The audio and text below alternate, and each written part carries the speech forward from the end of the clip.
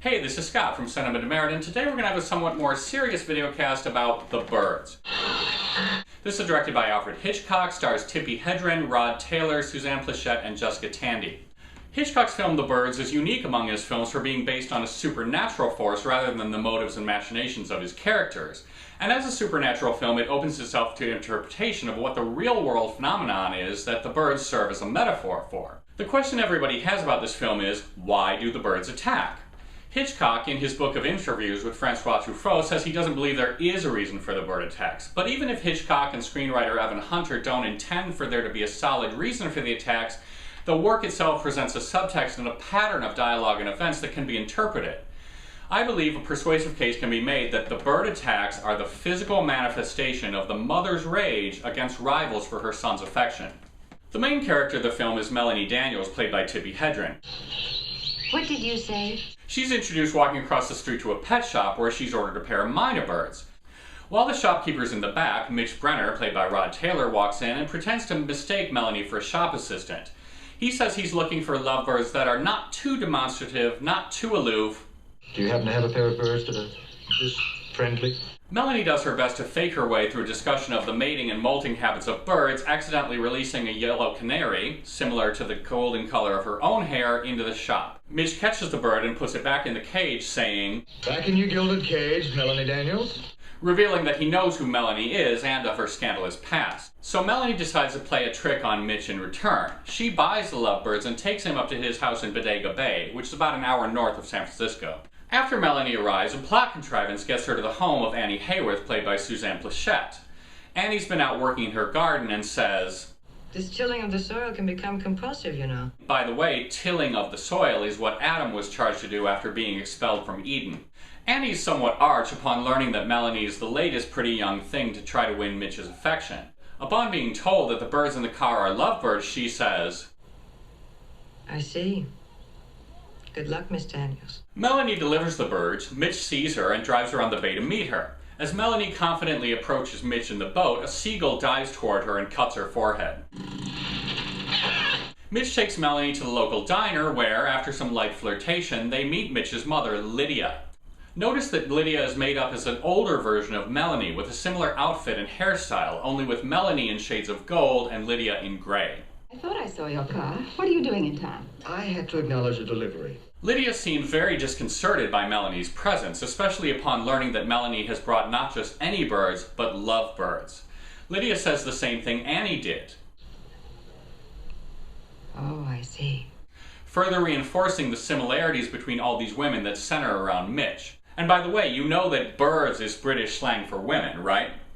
After dinner with Melanie, Lydia confides her misgivings about Melanie's partying past to Mitch, who calls his mother romantic names like dear and darling. Yes, I know, dear. Of course, it's none of my business, but when you bring a girl like that... Darling. So Melanie returns to Annie's house where she's staying the night. They have a conversation in which Annie reveals that she had an affair with Mitch 4 years previously just after his father died, but it was broken up by pressure from Lydia. In response to Melanie's protestation that there's nothing going on between her and Mitch, Annie responds, "Maybe there's never been anything between Mitch and any girl." They were seeing each other until he brought her to meet Lydia, who's... You know, her attitude nearly drove me crazy. And what had she done? Nothing. I simply existed. Annie speculates that what Lydia feels isn't simply possessiveness or jealousy, but fear of being abandoned. Lydia liked me. That's the strange part. Now that I'm no longer a threat, we're very good friends. Melanie articulates that if a woman ended up with Mitch, Lydia... She'd be gaining a daughter. So Mitch calls and invites Melanie to his little sister Kathy's birthday party the next day. Hanging up the phone, Melanie asks Annie if she should go. Told that it's up to her, she responds, No, it's really up to Lydia, isn't it? Melanie agrees to disregard what Lydia might think and go to the party anyway, and at that moment, a gull smashes into the front door. Do you want to go? Yes. Then go. Thank you, Annie. The next day at the party, Melanie and Mitch are having a romantic walk. A few seconds later, Lydia comes out of the house and seems shocked to see the couple together so romantically, and at that moment, seagulls attack the party.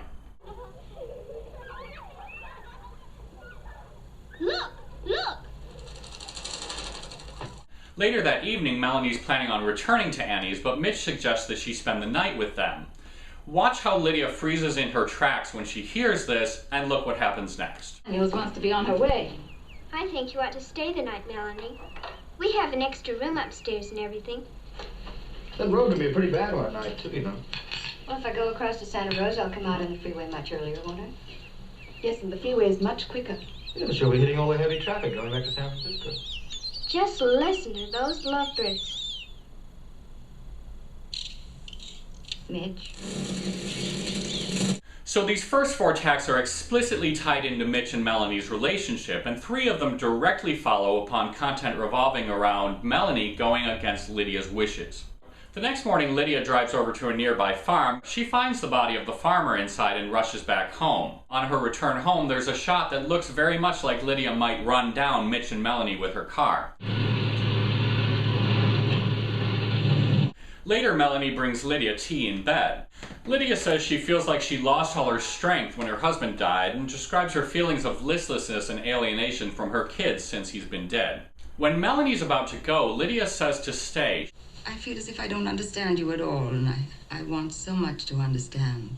Lydia says, I don't even know if I like you or not. And Melanie responds, Is that so important, you liking me? Lydia becomes emotional and articulates her fear of being left alone and abandoned if Mitch gets a girlfriend, which again immediately reverts into worry about Kathy. Melanie volunteers to go to the school and check on the girl. As she's leaving, Lydia warmly thanks her for the tea. So Melanie arrives at the school and waits outside in the justly famous sequence of the massing crows on the schoolyard equipment. This is then followed by the also famous sequence of the attack on the diner. When the attack is over, Mitch and Melanie go inside the diner. The survivors inside are made up entirely of women. One woman, the mother of these children, i.e. the mother, tells Melanie, They said when you got here the whole thing started.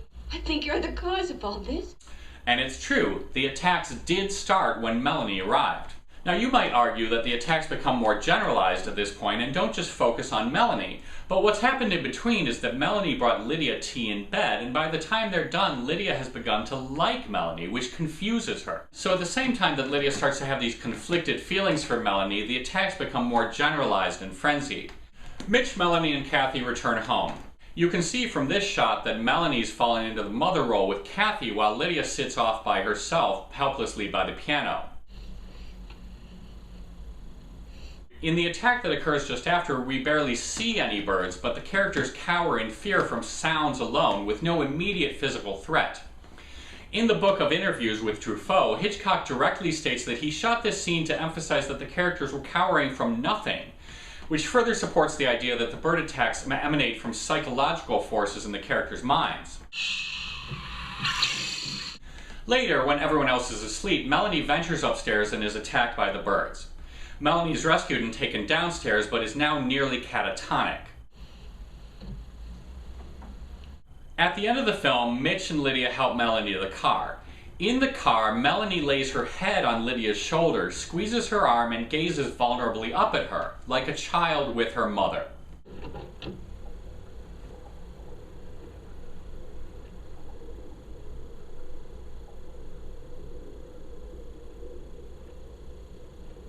Now recall that earlier Melanie has told Annie that if Mitch found a woman, Lydia would be gaining a daughter. You'll also recall that Annie and Lydia became good friends once Annie was, quote, no longer a threat.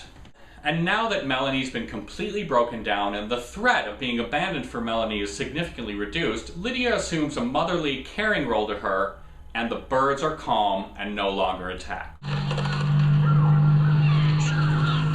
So, although Hitchcock himself said there's no direct reason for the bird attacks, the film itself is carefully arranged to give a reading that the bird attacks are the physical manifestation of the mother's rage against any woman who might take her son from her, leaving her abandoned. Once more, this is Scott from Cinema de Merde, where you'll find lots of other videocasts and podcasts and videos and movies and reviews and stuff like that, and you should go there directly. It's cinemerde.com. Anyway, thank you for watching. Go to the site, read some reviews, stuff like that, and go watch the birds.